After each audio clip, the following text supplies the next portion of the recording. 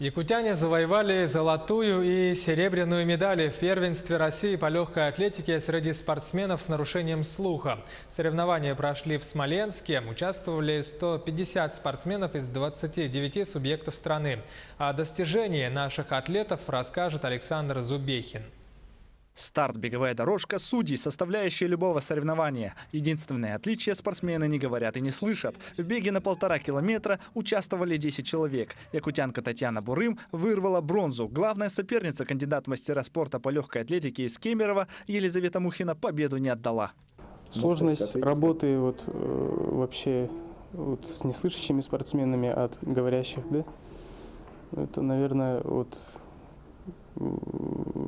языковой какой-то барьер, да, что они как иностранцы у нас получаются. Они говорят на другом языке и понимают мир тоже по-своему. И нужно подстраиваться под это. Очередной забег уже на 3 километра и с препятствиями. Бурым идет второй, отстает от лидера на сотые доли секунды. Смена тактики, и якутянка вырывается вперед. Череда прыжков через воду, отрыв в 20 секунд и золотая медаль в руках у Татьяны Бурым. Я хочу много успехов взять и всем будущим глухими людьми показать, чтобы надо заниматься, бегать. Он хочет заниматься спортом, поэтому я выбрала бег. Забег на 100 метров среди парней. Сильный состав. Среди фаворитов Александр Корчагин из Якутска. В упорной борьбе уступил петербуржцу. Итог – серебряная медаль и звание мастер спорта.